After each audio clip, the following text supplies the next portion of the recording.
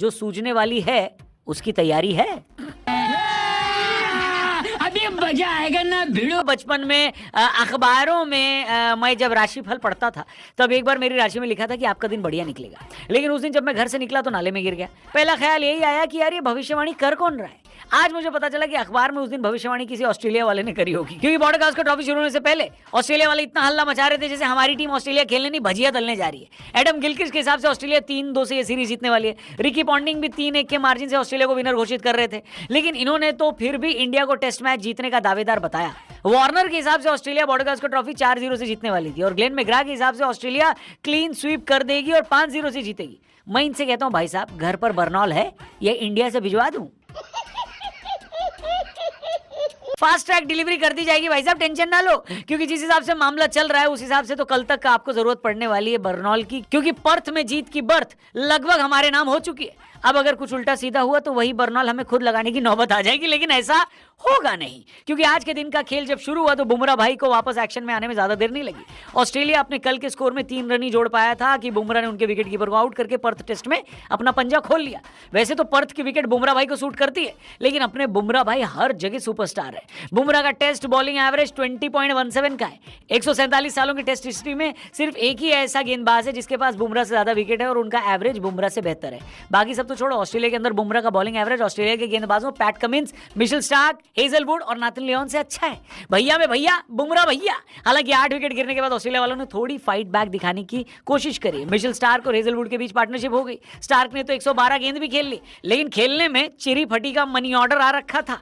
हर्षित राणा को खेलने में स्टार्क को काफी दिक्कत आ रही थी, तो उन्होंने हर्षित को धमकाते हुए कहा कि मैं तुमसे तेज गेंदबाजी करता हूं और मेरी याददाश्त भी बहुत अच्छी है। बेसिकली स्टार्क ये कह रहे थे कि तुम भी बल्लेबाजी करोगे और मैं भी गेंदबाजी पर आऊंगा तब बताऊंगा। स्टार्क भाई जैसे हालचाल चल रहे हैं ना, हर्षित को बल्लेबाजी पर आना ही नहीं पड़ेगा। खैर, हर्षित ने मुंह के बजाय गेंद से जवाब देना बेहतर समझा और स्टार्क को आउट करके ऑस्ट्रेलिया को ऑल आउट कर दिया। ऑस्ट्रेलिया ने 104 रन बनाए, यानी इंडिया को मिली 46 की लीड।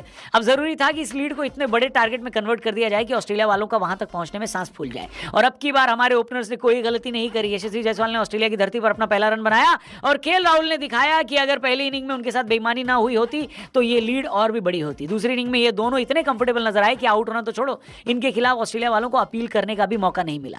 बल्कि इंटरनेट पर कुछ लोगों ने यह कहना शुरू कर दिया है कि अब इस सीरीज में यही हमारी ओपनिंग जोड़ी होनी चाहिए। अगर रोहित शर्मा वापस भी आते हैं तो उनको कहीं और फिट करो, या फिर उनसे कहो कि मत खेलें क्योंकि अब हमें रोहित की जरूरत नहीं है। ऐसा लोग बोल रहे हैं। मतलब इतने स्ट्रॉन्ग स्टेटमेंट से आप अगर अग्री करते हो या नहीं करते, जो भी लगे आप कमेंट करके बताना। लेकिन हाँ, एक बेहतरीन ओपनिंग जोड़ी की पूरी वाइब केएल राहुल और यशस्वी जायसवाल ने दे दी है और पूरे सेशन में कोई विकेट नहीं खोया। मुझे तो लगता है यही सेशन ऑस्ट्रेलिया के ताबूत में आखिरी कील साबित होगा, क्योंकि चाय तक टीम इंडिया ने 84 बना लिए, जायसवाल उसमें 42 बना चुके थे और राहुल 34 पर नॉट आउट थे। चाय के बाद ऑस्ट्रेलिया को लगा होगा कि कुछ तो सुकून मिलेगा, लेकिन सुकून तो अपनी टिकट कटाकर यहां इंडिया वालों से मिलने आ गया था।